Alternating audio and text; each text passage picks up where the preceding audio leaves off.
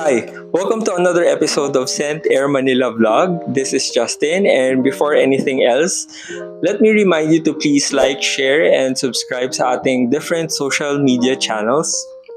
For today's episode, medyo maiiba lang tayo ng konti. We're still going to talk about perfumes, but this time, bibisita tayo sa isang boutique na talaga namang pinaka-aabangan magkaroon na dito sa Pilipinas. And sa wakas, may Le Labo store na sa Pinas. Let's watch this. After months of being teased, finally bukas na ang very first Le Labo store sa Pilipinas. And as soon as I heard the news, ginawa kong top weekend priority ito and visited their branch in Greenbelt 5. Definitely hindi matago ang hype dahil ang daming sumubok ng kanilang available scents. Buti na lang we were assisted by the sales associates na talaga namang napaka-knowledgeable and welcoming sa mga questions. Mainly, they have 3 size bottles at ipopost ko sa screen ang mga prices.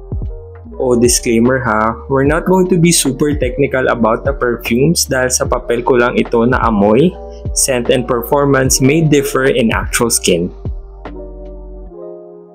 Santal 33, pag dinidescribe nila tong amoy kahoy at bulaklak ng simbahan, they are very accurate about it. This is a hit or miss, very polarizing scent and not a blind buy worthy. Bay 19, kung gusto mo ang amoy ng petrichor, ito ang pabango na para sa'yo. Para kang nasa gitna ng gubat at naaamoy mo ang nabasang lupa ng ulan. Bergamot 22. This is a citrus scent, lemony, pero hindi naman dishwasher kind of vibes. Instead, parang max lemon candy lang. Lavandie 31. Pag nakita nyo sa table, ito ay naka-separate dahil ito ang pinakabago nilang scent. Hindi naman guguhit ang lavender sa ilong mo, instead, subtle lang ang atake. This 41, ito lang yung nag-iisang scent nila na nagkaroon ako ng reaction like, amoy stationary siya but I don't care, ito ang paborito ko. Another 13, aside from the citrus opening, ang hirap niya nang ma-appreciate sa papel so I tried it on my skin. Amoy green scent and actually I failed to appreciate it. Thé Noir 29. Lately, I've been really into tea scents. That's why I was very excited about this. Unfortunately, napaka-seryoso at napaka-dark nito sa panlasa ko. Ang tagal niya sa balat though. Para sa mga nanonood na casual perfume wearer, siguro naku-curious kayo bakit ngayon niyo lang narinig yung brand ng Le Labo. And ano nga bang ibig sabihin pag tinatawag na niche perfume? Ganito yon. Karamihan ng mga perfumes na nakikita natin sa mall are considered designer perfumes. The reason is pagmamay-ari sila ng mga fashion design houses tulad ng Prada, Dolce & Gabbana, Coach, Lanvin, and marami pang iba. While Le Labo is owned by a company na ang main reason for being ay paggawa talaga ng pabango. And even though Le Labo has other body care products, they considered na ang paggawa ng pabango ang kanilang main line of specialty. And Le Labo din ang pinagkunan ng inspiration ng mga inspired perfumes na nabibili natin across different social media platforms.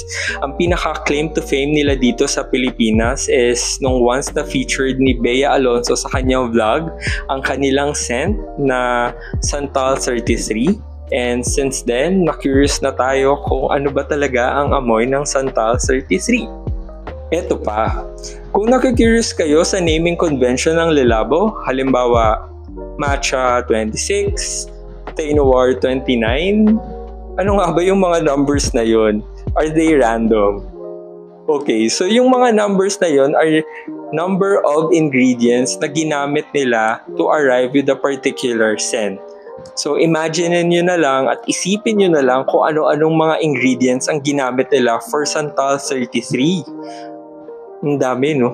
Siyempre, hindi ko minis yung opportunity na tanungin yung mga sales associates sa store kung alin ang pinakamabenta nilang pabango.